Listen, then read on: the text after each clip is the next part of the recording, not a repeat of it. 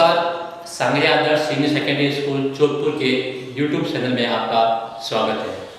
प्रिय विद्यार्थियों, हम कक्षा 10 के व्याकरण के बारे में पढ़ रहे हैं और व्याकरण में टॉपिक चल रहा है संधि। संधि में इसके पूर्व की क्लासों में हमने पढ़ा अच या स्वर संधि के बारे में। आज हम पढ़ेंगे व्यंजन संधि यानी हल अथवा व्यंजन संधि के बारे में। तो क्या है व्यंजन या हल संधि? तो देखते हैं। स्वर या व्यंजन के पश्चात क्या कहते हैं व्यंजन संधि? कि स्वर या व्यंजन के पश्चात स्वर या व्यंजन वर्णों के मेल को व्यंजन संधि कहते हैं। मैंने आपको पहले भी बताया कि संधि में दो पद होते हैं, एक पूर्व पद होता है, एक पर पद होता है। एक प्रथम खंड कह सकते हैं, उसको द्वितीय खंड कह सकते हैं। तो प्रथम खंड का या पूर्व पद का अंतिम वर्ण, पर पद का प्रथम वर्ण, जब दोनों वर्ण आपस में मिलते हैं वहां संधि कौन सी हो जाती है? वहां संधि हो जाती है। अब यदि स्वर के साथ में यानी कि आपके प्रथम खंड के अंतिम वर्ण में स्वर हो और द्वितीय खंड के प्रथम वर्ण में स्वर हो, वहां संधि हो जाती है आपकी स्वर संधि। हालांकि उसमें स्वर में दीर्घ हो सकता है, गुण है, वृद्धि या कोई भी हो सकता है। लेकिन व्यंजन की पहचान क्या है? सबसे पहले व्यंजन की पहचान पढ़ रहे हैं। व्यंजन संधि कहती है कि पूर्व पद का अंतिम वर्ण स्वर हो और पर पद का प्रथम वर्ण व्यंजन हो, या ये पहली कंडीशन आपकी। दूसरी कंडीशन ये कहती है कि पूर्व पद का अंतिम वर्ण व्यंजन हो या पर पद का प्रथम वर्ण स्वर हो।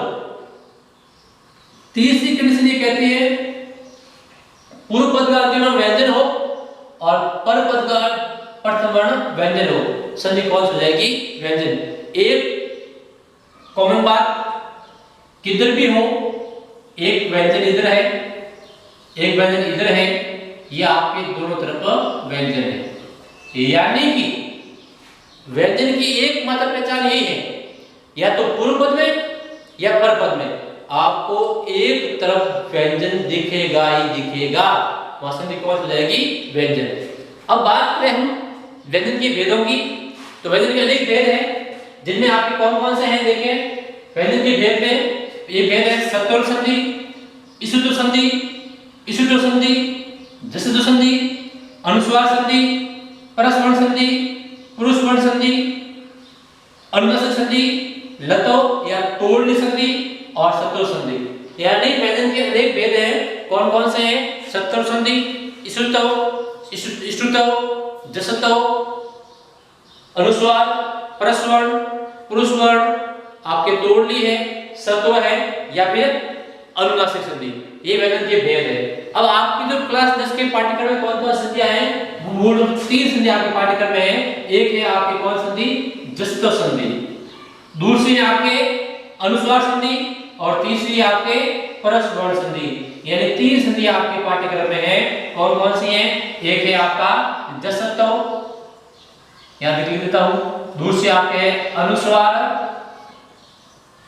और तीसरे आपके परस्पर। ये आपके सिलेबस में दी गई है, लेकिन कभी कभार प्रश्न इन्हीं वाक्य संधि से आ जाता है, तो हम विस्तार करके एक एक करके सभी संधियों का अध्ययन करेंगे।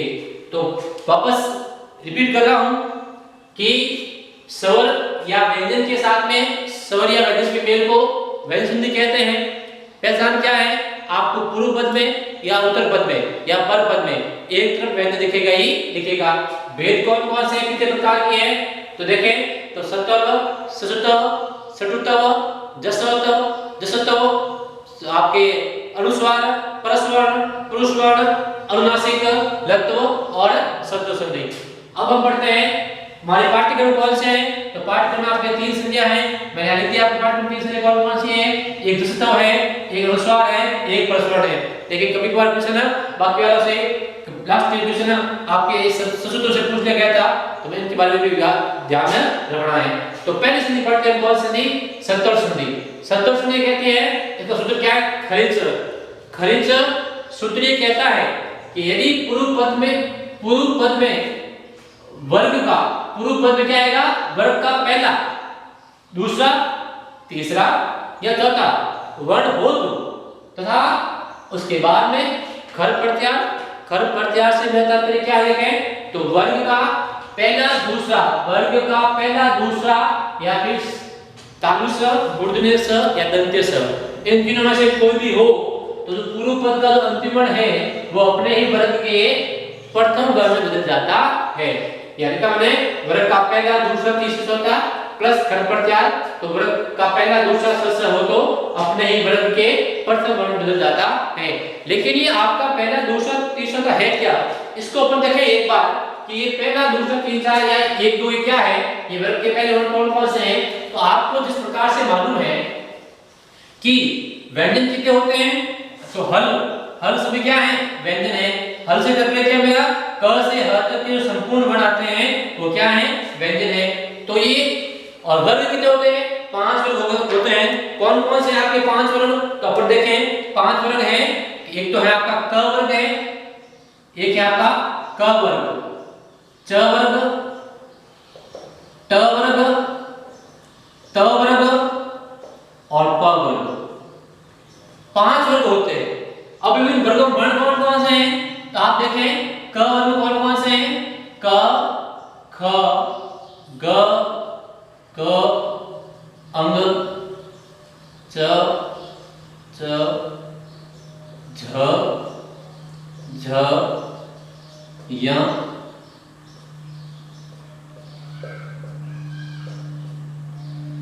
ट, ठ, ड, ढ, ण, त, थ, द, ध, न, प, फ, ब, भ, म।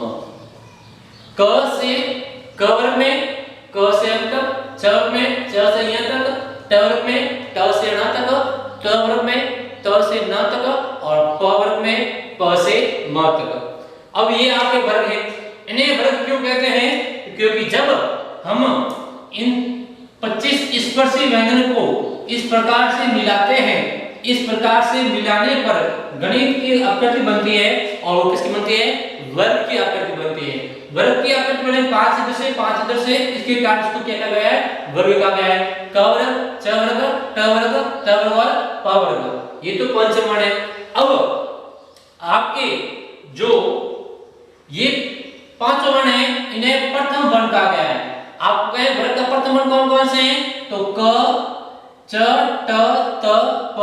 आपको इन्हें क्या कहा गया है, इन 5 वर्णों को वर्ग का प्रथम वर्ण कहा गया है। ख, फ, च, ठ, थ इन्हें कहा गया है आपको द्वितीय वर्ण।